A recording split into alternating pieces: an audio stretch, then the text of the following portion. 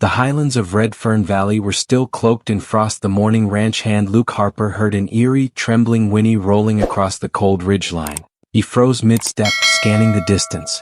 Something wasn't right. Following the cry through the early fog, Luke crested a slope and came upon a devastating scene. A young Mustang colt, barely alive, nuzzling the lifeless body of his mother. She hadn't survived the birthing process. Her legs stiff, her eyes glassy with the silence of sudden death. The colt was soaked, trembling, and barely able to stand. Luke swallowed the lump rising in his throat. He knew the colt's chances alone were grim. Without hesitation, he took off his coat, wrapped the fragile foal, and hoisted him into his truck. There was no time to call for help. He'd have to do what he could, at home. Luke lived alone in a rustic cabin nestled among pine and aspen trees, his only companions being his trio of fiercely loyal dogs. Tank, the ever-watchful Malinois mix.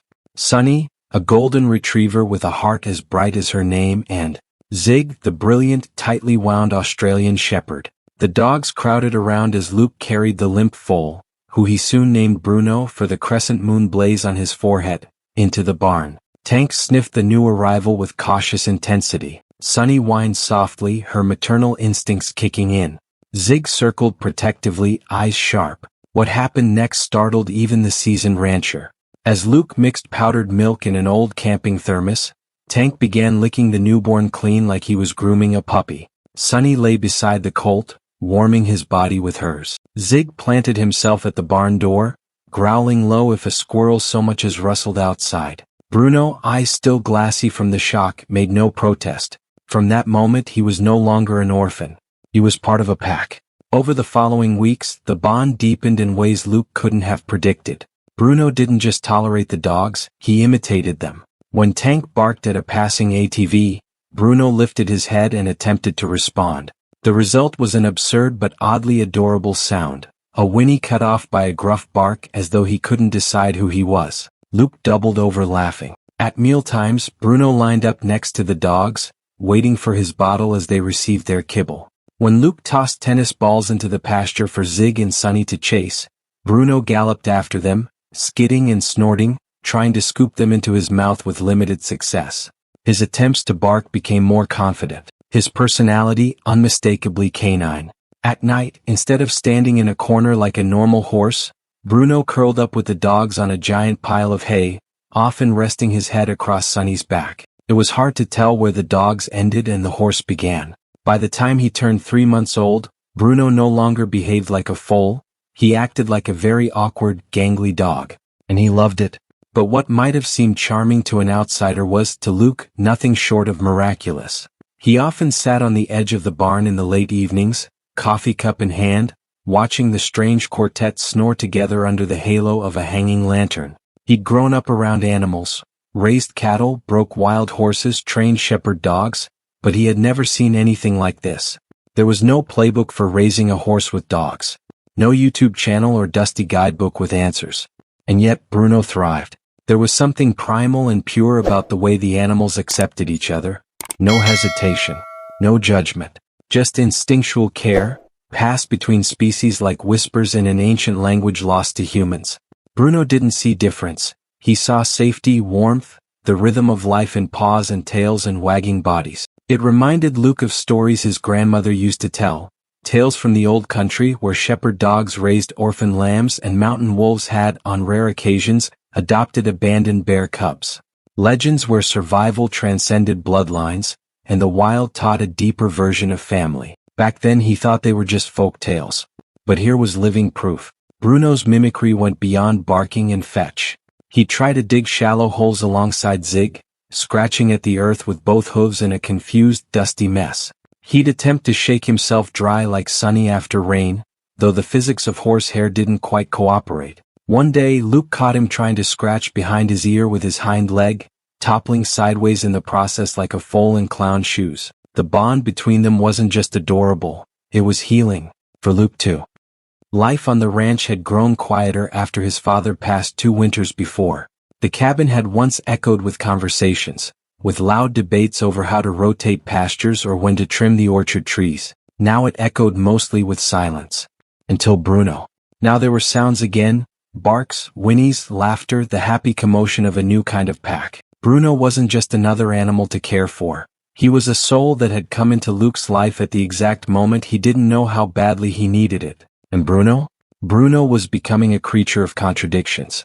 He galloped like a horse but played like a dog. He watched birds like a foal, ears twitching in wonder, but reacted to mail trucks like Tank, charging the fence line with protective bravado. One morning Luke found all four of them, Bruno included, howling at a full moon. The sound was haunting, discordant, beautiful. A strange symphony of wild and domestic. As the weeks grew warmer, neighbors started asking questions. Luke, why's that colt chasing your dogs around like a Labrador? Is it true he sits for treats? Did I just see that horse roll over on command? Luke never had the perfect answer. He just smiled and said, he's part of the family. One Sunday morning, an elderly rancher named Joni Beckett brought her granddaughter to meet the dog horse. The little girl, no older than 6, stood frozen when Bruno came trotting over, a frisbee awkwardly wedged in his mouth. Then he dropped into a play bow, tail swishing, front hooves outstretched. The girl squealed with delight and tossed the frisbee. Bruno tried to leap for it like Sonny, missed completely and landed in a hay bale. Laughter erupted from all sides.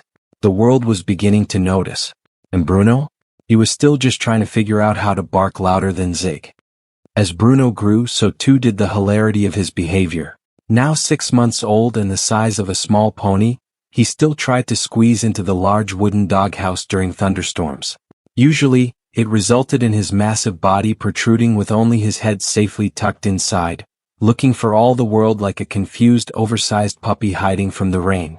Sometimes the dogs would all cram in beside him or on top of him, despite the clear lack of space. Bruno didn't seem to mind. He was simply grateful to be with them. There was something about storms, the low rumble, the charged air, that made him seek the warmth of bodies that understood comfort not as an abstract concept, but as a simple fact of physical presence. It didn't matter if you were covered in fur or shivering under patchy foal hair. In that doghouse everyone was pack. His attempts at marking territory were equally absurd. He'd watched Zig lift a hind leg at every tree and post. Bruno, in his giant-limbed confusion, developed his own version.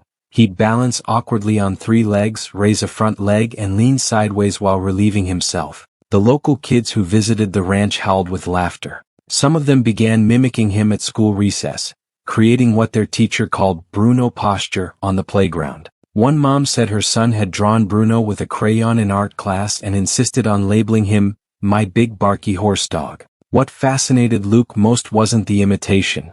It was the sincerity of it. Bruno wasn't pretending to be a dog. He wasn't trying to win favor or perform for attention. He was doing what felt right, guided by instincts shaped not by biology but by bonds. It raised a curious question. How much of identity is simply about the behaviors modeled around us? He'd become the unofficial ranch greeter and watchdog. Delivery trucks approaching the property were met by the barking pack, including one large guard horse, who produced a bizarre bark-whinny combo while pawing the ground. One driver, Jose Delgado, took to bringing extra treats. He swore nothing made his day quite like watching Bruno sit on his haunches, like a dog, tail swinging erratically, mouth open in a hopeful grin, waiting for a biscuit. "That horse smiles like a Labrador," Jose said one morning, laughing as Bruno licked peanut butter off his glove. "If he starts shaking paws, I'm quitting and moving to the mountains." He wasn't exaggerating. Bruno had started lifting a front hoof when visitors extended their hand, thanks to watching Sonny's shake trick for treats. Luke wasn't sure whether to laugh or be concerned the horse might eventually try to climb into someone's lap. Dr. Maya Quill, the local veterinarian, became a regular visitor. Fascinated by Bruno's development, she began documenting his behavior as a case of species imprinting. But to Bruno it wasn't complicated. He wasn't confused. He was a dog. Just a really tall one. Dr. Quill would sit on an overturned bucket with her tablet, taking notes while sipping thermos coffee. Sometimes she'd record short videos for academic journals, or just for her own curiosity. She began calling Bruno Case Study B, but her tone always softened around him. "He's not faking," she told Luke one afternoon. "That's what makes this so rare. Usually with cross-species adoptions there's a limit, a behavioral ceiling. But Bruno's cognitive mimicry is immersive. He doesn't know he's different. She paused, then added with a quiet smile, honestly, it makes me wonder how much of who we are is just who we're raised by. He obeyed commands like sit, come, and a kind of roll over, where he'd awkwardly collapse onto his back and flail his legs, wiggling like Sonny did in the grass. He practiced stay with focus and fetch with obsession. When Bruno spotted a ball, his whole body would tense, ears alert, tail twitching like a coiled spring. As soon as Luke shouted, "Go get it," Bruno would erupt into motion, hooves churning, nostrils flaring, thundering across the pasture like a freight train chasing a rubber prize. Most of the time he overshot it. Sometimes he'd try to scoop the ball up like Zig, lips fumbling, until he finally learned to pin it between his teeth sideways like a stick. Luke often joked that Bruno was part retriever. The first time he managed to bring it back and drop it at Luke's feet, tail swinging proudly, the rancher actually choked up. "This horse," he muttered to no one, "was born to be someone's dog." But Dr. Quill warned Luke, he's developing a pack-based identity rooted in canine structure. And despite his size, he accepts Tank as his alpha. "I've never seen anything like it."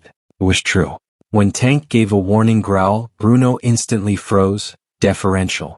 When Sonny gave a low whine of concern, Bruno responded with gentle nuzzles. He groomed Zig's ears. He tried to herd sheep. Poorly. The sheep were mostly tolerant. Occasionally they scattered in mild panic when Bruno galloped toward them, bleeding in confusion as the dog-horse hybrid circled them in loops that lacked precision but overflowed with enthusiasm. Zig watched with disdain, correcting Bruno's mistakes by herding in clean, calculated arcs. Bruno, undeterred, kept trying. When he finally managed to move 3 sheep into a pen by accident, he pranced proudly toward Luke, expecting praise. And he was happy.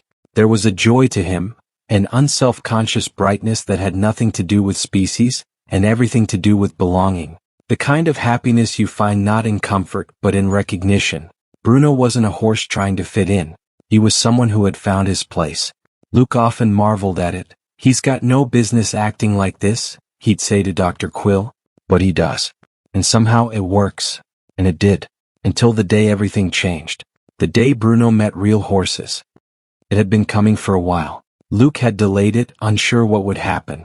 But when a herd of wild Mustangs appeared on the outer ridges of Red Fern Valley, grazing just beyond the stream, the moment could no longer be avoided. Bruno was out in the pasture with the dogs when he saw them. 12 strong horses, led by a powerful dark bay stallion. Their coats shimmered in the sun, their manes lifted by the breeze. True Mustangs. Wild. Free. Bruno froze. He lifted his head and looked not at the stallion but at Tank, seeking direction. The dogs responded first, barking, tense, territorial. They saw the herd as intruders. And so did Bruno. He let out his signature bark whinny, stomping the ground and positioning himself between the herd and his pack. The Mustangs stopped, visibly confused. From a distance, Bruno looked like one of them. But he sounded wrong. The bay stallion approached slowly, ears forward, curious. Bruno reacted like a dog. He dropped into a front leg play bow, tail swishing like he was inviting a game of chase. The stallion halted, blinking. This behavior wasn't in the equine playbook. The bay gave a soft nicker, a universal horse greeting. Bruno whimpered in reply and turned back toward Tank, whining like a confused puppy. The dogs, sensing Bruno's discomfort, formed a protective arc around him. A chestnut mare from the wild herd stepped forward, cautiously offering a sniff. Bruno, trying to be polite, moved to sniff her rear end like he did with dogs. The mare recoiled with an outraged squeal, flattening her ears and bucking slightly in alarm. Bruno yelped and dashed behind Sonny, peeking out like a pup spooked by a hissing cat. It was a bizarre and heartbreaking ballet of miscommunication. The wild horses tried again, offering grooming rituals, slow grazing signals, calm nickers. Bruno responded with head tilts, tail swings, and stick-carrying antics. He even dropped to the ground and rolled in the dust, hoping to start a game. The young filly from the herd approached with curiosity. Bruno grabbed a fallen branch and pranced around like it was a toy, urging her to play tug-of-war. She snorted and turned away, utterly bewildered. The contrast was surreal. One herd bound by instinct and history. The other, a creature built for their world but shaped by something entirely different. The longer the standoff continued, the more visible the line became between what Bruno was and what he had become. Dr. Quill, who Luke had invited to witness the encounter, watched closely from the fence line. "He's not just imprinted on the dogs," she murmured. "He's experiencing a full identity displacement. In his mind, those Mustangs might as well be elk." She scribbled furiously into her notebook. She'd studied interspecies bonding before, documented cases of goats adopted by dogs, orphaned squirrels raised by cats. But never this level of mimicry. Never a creature this large and physically capable of joining its own species, yet emotionally tethered to another. What struck her most wasn't Bruno's confusion. It was the depth of it. When the filly flicked her tail, a common invitation to gentle play, Bruno missed the cue entirely. Instead, he trotted over to Zig, tail high, and licked the dog's muzzle as if seeking reassurance. The dogs flanked him like bodyguards, their movement precise and seamless. It was hard to watch. Like seeing a child raised overseas suddenly return to a homeland where they spoke the language but didn't understand the customs. Familiar yet foreign. Recognizable but unreachable. When Tank growled low, signaling the encounter had gone on long enough, the dogs flanked Bruno and escorted him away, forming a moving wall of loyalty around their strange, oversized brother. Bruno trotted back toward the barn, ears twitching uncertainly. Behind him, the wild herd watched in silence. That night, Bruno didn't play. He lay in the barn quietly, pressed against Tank. His eyes stayed fixed on the ridgeline. Something had shifted. The moonlight that spilled through the cracks in the wooden walls caught in his mane, giving him the appearance of something half-real, an animal caught between myths. The creature from a fable the world had forgotten how to tell. Luke sat with him longer than usual that night. He didn't say much. Just leaned back against a hay bale, mug of lukewarm coffee in his hands, watching Bruno think. And yes, the colt was thinking. There was an unmistakable weight in his body, an internal rearranging of how he saw the world. His world had always made sense. Dogs barked, packs protected, sticks were treasure. But now, for the first time, something else stirred. Recognition of kin he didn't understand. The next morning, Bruno didn't greet the mailman. He didn't chase the ball. He grazed quietly by the fence, eyes drifting toward the hills where the Mustangs had stood. Dr. Quill returned the following afternoon, camera in hand, ready to record behaviors. Bruno starting to process something akin to what we might call an identity fracture, she explained to Luke. It's not unlike the experiences of translocated animals in rewilding programs, wolves raised in captivity, or elephants returned to wild herds after human rehabilitation. They struggle to reintegrate because they've internalized the wrong social blueprint. Luke furrowed his brow. So what happens now? Dr. Quill hesitated, eyes on Bruno. Now, he decides who he is. She told him about a wolf named Atka that had been raised by humans and later reintroduced to a pack. 4 weeks, Atka was rejected, mocked with dominance displays and ignored during hunts. But eventually he found a place. Not as an alpha but as a liaison, a middle presence. Not entirely wild, not entirely tame. A bridge. Luke wondered if Bruno could ever be that. He didn't have an answer. Later that week, during a walk at dusk, Luke noticed Bruno mimicking grazing posture, but with a twist. He stood with his legs wide, head down like the Mustangs, but every few minutes, he'd glance sideways toward the barn, ears flicking back for the dogs' voices. He was trying. He was watching. And beneath the awkwardness was a tension any human might recognize. The moment you start asking, where do I really belong? Somewhere between instinct and nurture, between lineage and loyalty, Bruno walked that tightrope now. And every step mattered. In the days that followed, Bruno became different. He spent long stretches staring toward the valley where the wild herd had appeared. Sometimes he'd make a whinny, a real one, startling himself. Then he'd look guilty and revert to his hybrid bark neigh. He practiced new movements alone, high steps, trotting postures he'd observed. But the moment he saw the dogs, he dropped the act and bounded over with his usual gallop, stick in mouth. Luke noticed the duality tearing at him. Then, as if fate were watching, Bruno injured his leg jumping off a high ledge, trying to mimic a maneuver the dogs had done easily. It was a bad sprain. Dr. Quill shook her head gently as she bandaged him. He's a horse trying to live like a dog. He's outgrowing it physically. He needs guidance, but not rejection. Her solution: introduce Bruno to a therapy horse. A week later, Gentle Ben arrived. Ben was a retired quarter horse with a soul as slow and kind as a summer creek. The first meeting was awkward. Bruno tried to play bow and offered Ben a pine cone. But Ben, wise and unbothered, simply lowered his head and touched noses. It was the first time Bruno allowed a horse to touch him without flinching. The next day Ben demonstrated grazing techniques. Bruno copied. Then Ben nickered at Luke during feeding, and Bruno, after a moment of confusion, attempted his own, and produced his first true whinny. The dogs watched. Tank even barked in approval. Over the following weeks, Ben became Bruno's translator, a bridge between worlds. Bruno learned equine body language, grooming necks, respecting personal space, grazing in tandem. But he still carried sticks, still playbowed at Zig, still curled up with Sonny each night. He was evolving, not losing his dog's side but integrating his horse self. By the end of autumn, Bruno could bark, neigh and whinny both. He chased tennis balls and grazed properly. He responded to both canine commands and equine cues. He had become something utterly unique, and in that uniqueness, something beautiful emerged. It was in the quiet moments that Luke noticed it most. When the dogs were sleeping and Ben was dozing under the cottonwood tree, Bruno would wander between the two worlds, nuzzling Ben then laying his head over Sonny's back. He was no longer swinging between two identities but flowing through them. At sunrise, Luke caught him one morning trotting along the ridge, tail up, mane bouncing like ribbons in the wind. He wasn't trying to look like anything anymore. He just was. Sometimes nature writes metaphors so clearly you can't help but see yourself in them. Watching Bruno navigate his conflicting instincts felt, to Luke, like watching a child grow into someone the world hadn't imagined yet. Someone who didn't fit one mold or another, but instead made a mosaic of both. It brought to mind an old Cherokee story Luke's father once told him, a tale of two wolves, one of fear and one of love, battling inside us all. But Luke thought perhaps there was a third one, curiosity, the wolf, or horse, that asked, what if I don't have to choose just one?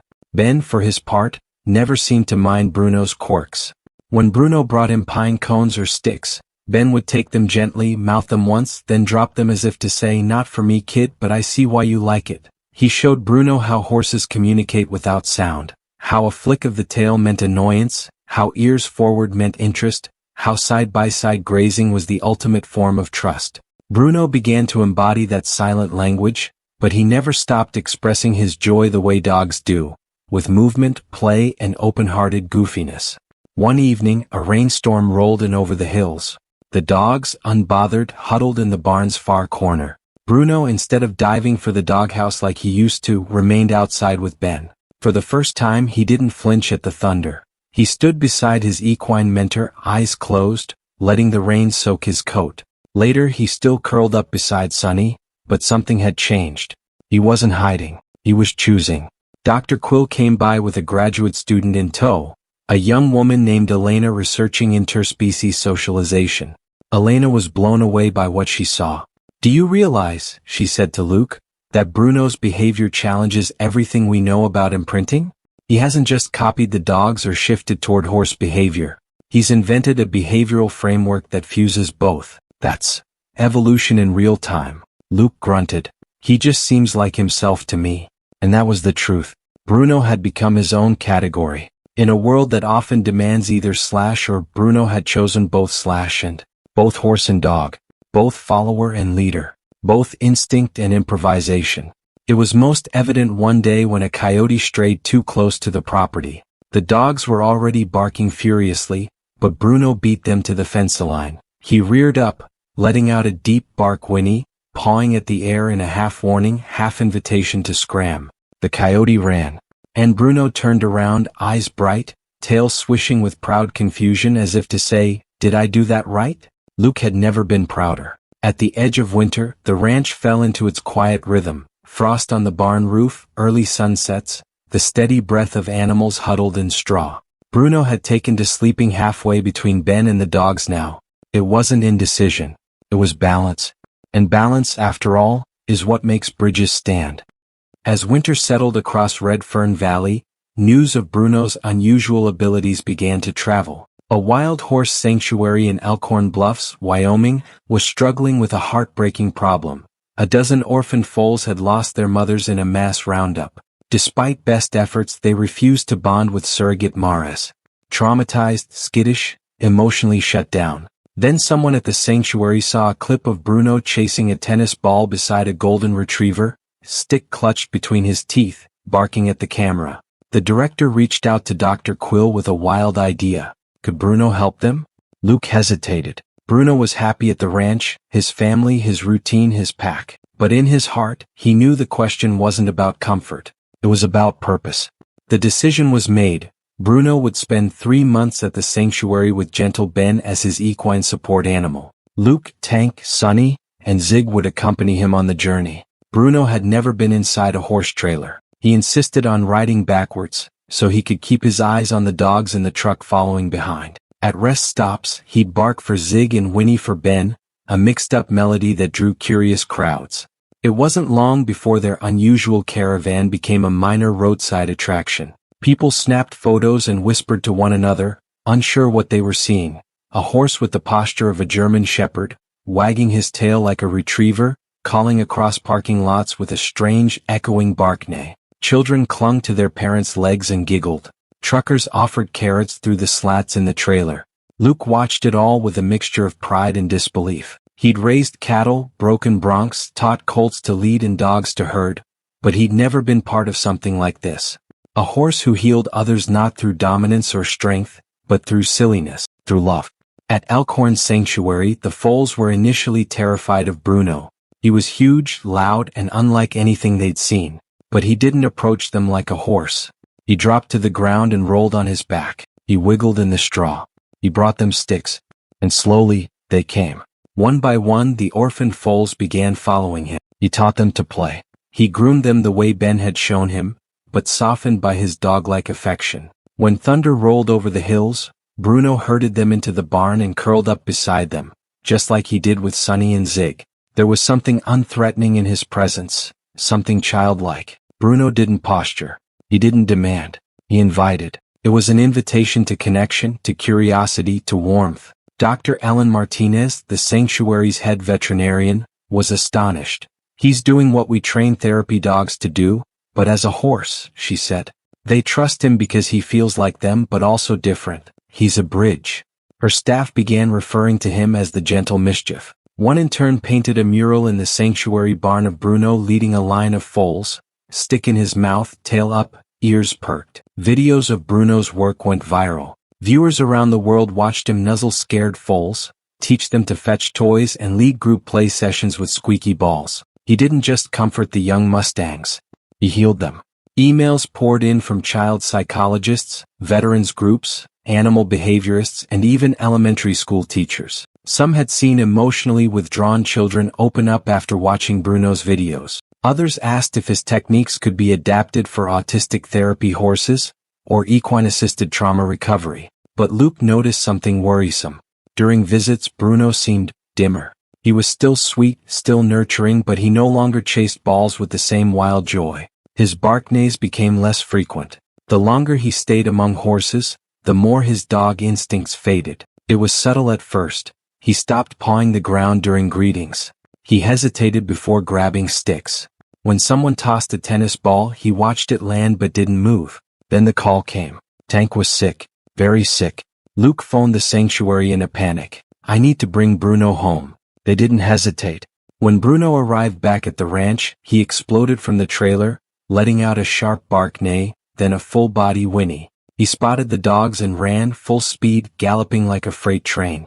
Tank, frail but alert, lifted his head and gave a soft bark. Bruno dropped beside him like a colt-sized puppy, pressing his forehead to the old dog's side. For a week, Bruno didn't leave Tank's side. He brought him tufts of hay. He stood in the doorway of the barn, half inside, half out, as if guarding him from the wind. Sonny and Zig joined the vigil. The barn was filled with warmth, even in the cold. They shared space in that quiet, reverent way only animals can. There were no words, only the language of breath and presence, of warmth pressed into straw, of bodies that understood loyalty better than speech. When Tank passed, wrapped in love and silence, Bruno let out a sound none of them had ever heard. A long, aching warble that was both a whine and a whinny, sorrow and loyalty braided into one. Luke buried Tank under the big oak tree. Bruno stood beside the grave, head bowed, his tail swishing gently in a solemn rhythm. He didn't play that night, but in the days that followed something changed. Bruno stepped up. The pack needed a leader, and he became one. He started doing the morning patrol, walking the fence line like Tank used to.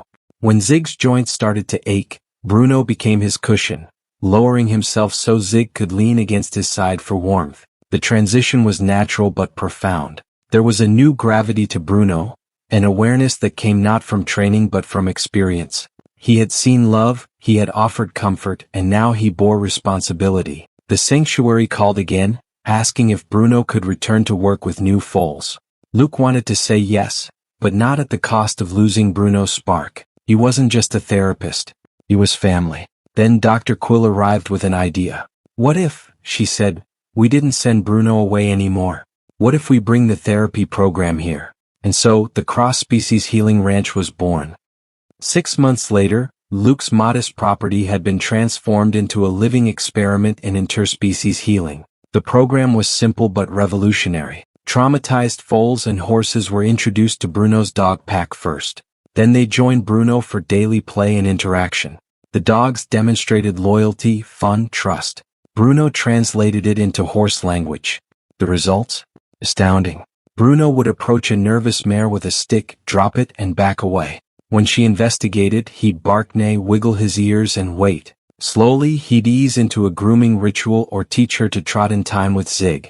Aggressive stallions learned gentleness from watching him roll over and surrender like a pup. Skittish foals found courage when they saw him curled up beside Sunny, tail to tail. The bark neigh became a sound of welcome.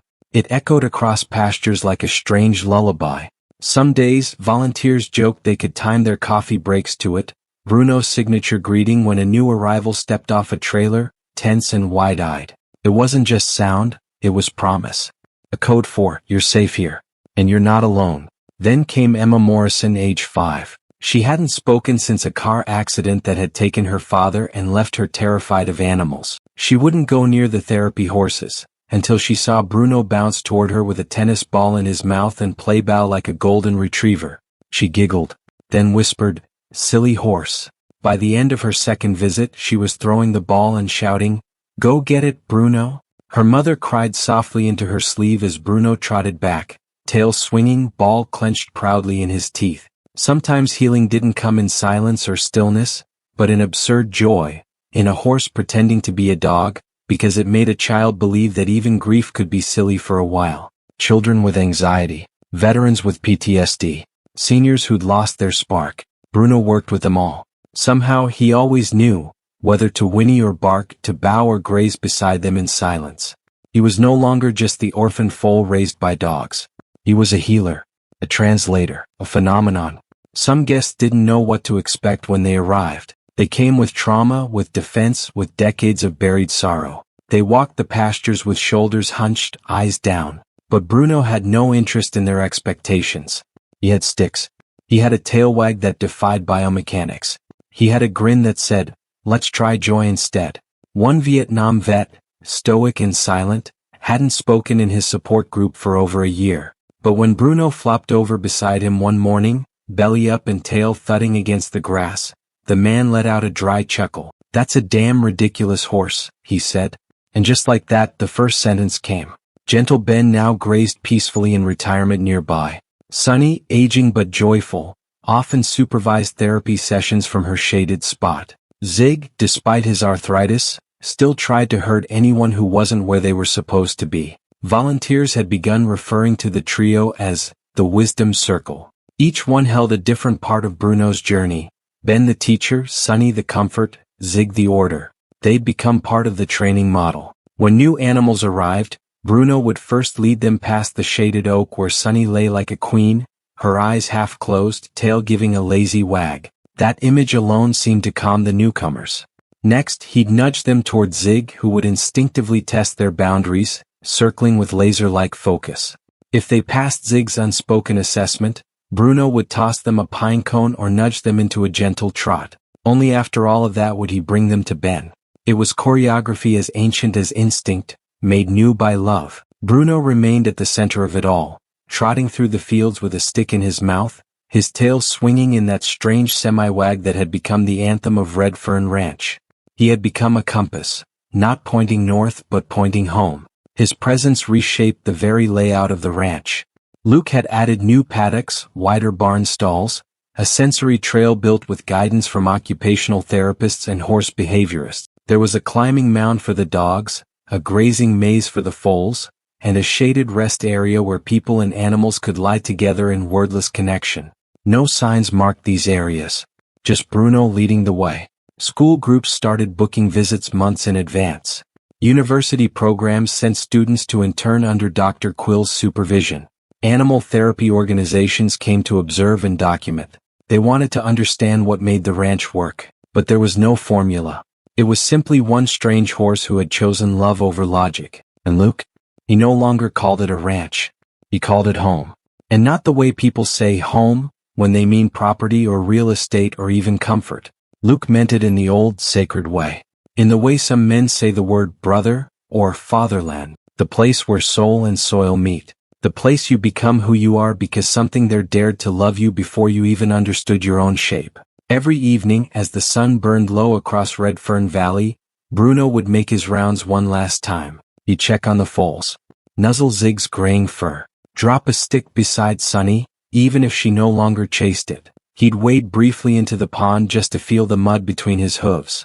Then he'd return to the barn, tail flicking, ears twitching, stick still dangling from his mouth like a dog walking itself home.